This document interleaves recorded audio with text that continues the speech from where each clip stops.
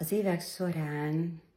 az oktatásaim során számtalan esetben találkoztam különböző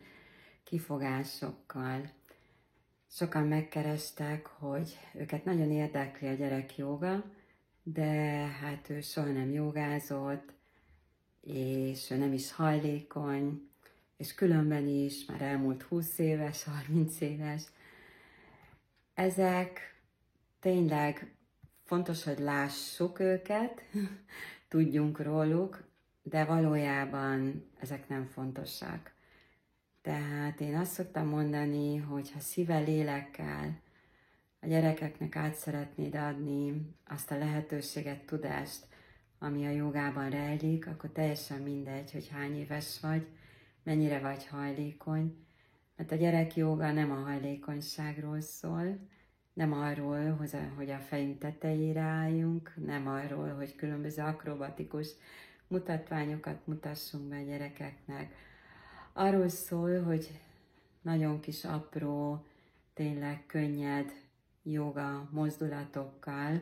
színesítve egy olyan mesébe ágyazott joga gyakorlást tegyünk lehetővé, amiben ott van persze a helyes légzés megtanítása, különböző légzőgyakorlatok segítségével,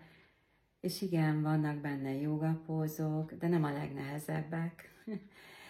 és megtanítsuk őket relaxálni, megtanítsuk őket önmagukba figyelni, önmagukra figyelni, elfogadni önmagukat,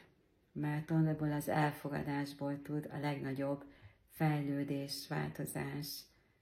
létrejönni egy csodás irányban, ahol ki tud bontakozni a saját egyénisége, meg tudja élni önmagát,